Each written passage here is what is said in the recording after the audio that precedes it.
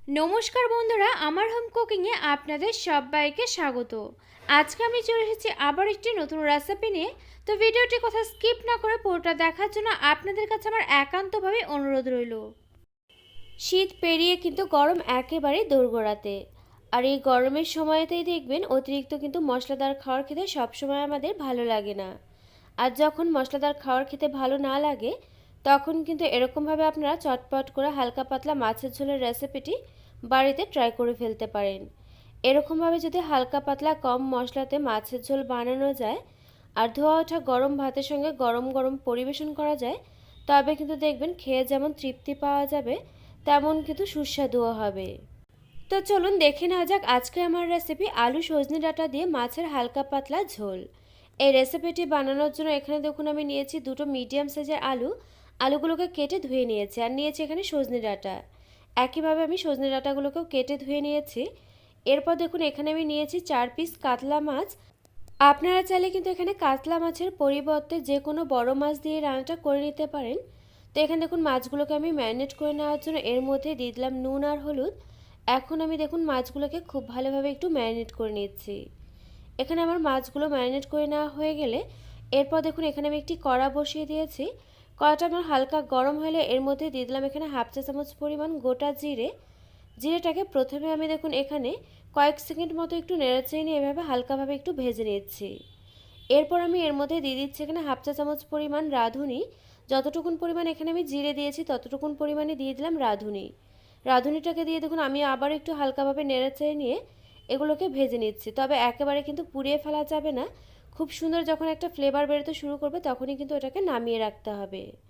এরপর দেখুন এখানে আমি একটি কড়াতে দিয়ে দিয়েছিলাম পরিমাণ মতো সর্ষের তেল। তেল খুব ভালোভাবে গরম হয়ে এলে এর মধ্যে দিয়ে দিলাম একে একে ম্যারিনেট করে রাখা মাছগুলোকে আমি উল্টে পাল্টে নিয়ে বেশ লাল লাল করে একটু ভেজে নেব। আর এরকম বাটা মশলা দিয়ে হালকা পাতলা মাছের ঝোলের জন্য কিন্তু অবশ্যই করে মাছগুলোকে খুব ভালোভাবে একটু লাল লাল করে ভেজে নিতে হয়। তবেই কিন্তু মাছের ঝোলটা খেতে দুর্দান্ত টেস্টি হয়।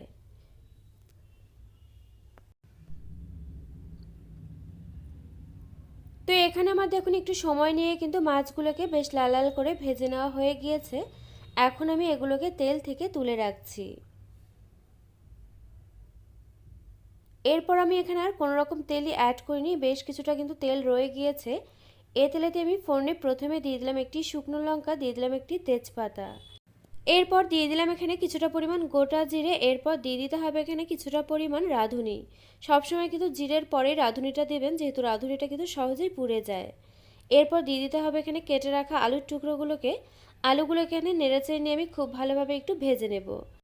আলুগুলো ভাজা হতে হতে কয়েকটি উপকরণ আমি একটু পেস্ট করে নিচ্ছি। এর মধ্যে দিয়ে দিলাম কয়েক টুকরো আদা, একই সঙ্গে দিয়ে দিলাম কয়েকটি কাঁচা লঙ্কা, দিয়ে দিচ্ছি এখানে একটি মিডিয়াম সাইজের টমেটো। এগুলোকে খুব ভালোভাবে পেস্ট করে আমি রেখে দিলাম। আর এর মধ্যেই কিন্তু দেখুন এখানে আমার আলুগুলোকে নেড়েচেড়ে নিয়ে বেশ লাল লাল করে ভেজে নেওয়া হয়ে গিয়েছে। যখন আলুগুলো এরকম লাল লাল করে ভাজা হয়ে যাবে তখন এর মধ্যে আমি অ্যাড করে দিলাম কেটে রাখা সজনে ডাঁটাগুলোকে। একই সঙ্গে আমি এর মধ্যে দিয়ে দিলাম পেস্ট করে রাখা আদা, টমেটো আর কাঁচা লঙ্কা। একই সঙ্গে এখানে আমি মিক্সিং জারটা ধুয়ে একটু সামান্য পরিমাণ জলও অ্যাড করে দিলাম। এরপর দিয়ে দিচ্ছি এখানে স্বাদ মতো নুন, দিয়ে দিচ্ছি এখানে হাফ চা চামচ পরিমাণ হলুদ গুঁড়ো। এরপর দিয়ে দিচ্ছি এখানে অল্প পরিমাণ করে একটুখানি লঙ্কা গুঁড়ো।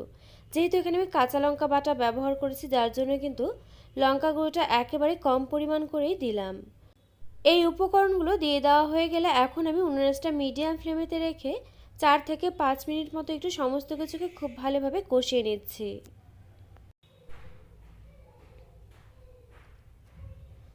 4 থেকে 5 মিনিট মতো খুব ভালোভাবে কষিয়ে নেওয়া হয়ে গেলে এরপর আমি এখানে অ্যাড করে দিচ্ছি এখানে পরিমাণ মতো জল।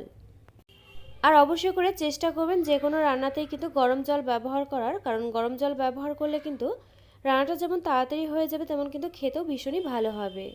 জল দিয়ে একটু খুব ভালোভাবে নেড়েচেড়ে নিলাম ঢাকা চাপা না দিয়েই। এভাবে আমি আবারও ঝোলটাকে ফুটিয়ে নিলাম 4 থেকে 5 মিনিট মতো। 4 থেকে 5 মিনিট মতো ঝোলটাকে খুব ভালোভাবে ফুটিয়ে নেওয়া হয়ে গেলে এর মধ্যে আমি এখানে দিয়ে দিলাম বাটা মশলা, যার মধ্যে কিন্তু রয়েছে গোটা জিরে আর রাঁধুনি। আর মশলার বাটাটা কিন্তু আপনাদেরকে দেখাইনি, তবে আমি এটা কিন্তু শিলনোড়াতেই বেটে নিয়েছি। আর বিশ্বাস করুন এরকমভাবে না গোটা জিরে আর রাঁধুনি একসঙ্গে ভেজে তারপর যদি বেটে রান্না করা যায় এই মাছের ঝোলের যেমন সুন্দর ঘ্রাণ হবে তেমন কিন্তু সুস্বাদু হবে। একই সঙ্গে দিয়ে দিলাম এখানে আমি ভেজে রাখা মাছগুলোকে। বাটা মশলা আর মাছগুলোকে দিয়ে খুব ভালোভাবে আবার একটু নেড়েচেড়ে নিয়ে উনুনের আঁচটা আমি মিডিয়াম টু লো হিটে রেখে ঢাকা চাপা দিয়ে রান্নাটা হতে দেবো আবারও 3 থেকে 4 মিনিট মতো।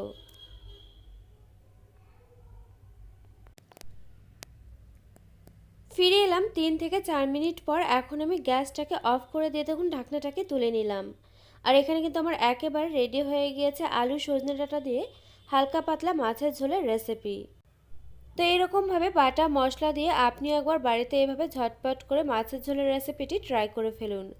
আশা করছি এভাবে মাছের ঝোল রান্না করে যাকেই পরিবেশন করবেন দেখবেন সেই কিন্তু ভীষণই তৃপ্তি করে পুরো ভাতটাই খেয়ে নিচ্ছে।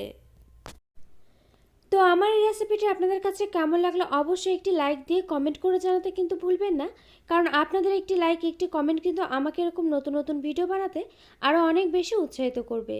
পাশে থাকা বেল আইকন অবশ্যই প্রেস করে দেবেন, এতে করে আমার নিত্য নতুন ভিডিওর আপডেট আপনাদের কাছে পৌঁছে যাবে সবার আগে। তো আজকের মতো ভিডিওটা এ পর্যন্ত, আবারও পরে দেখা হচ্ছে অন্য কোনো নতুন ভিডিওর সঙ্গে। আর আমার এই ভিডিওটি শেষ পর্যন্ত দেখার জন্য আপনাকে জানাই অসংখ্য ধন্যবাদ।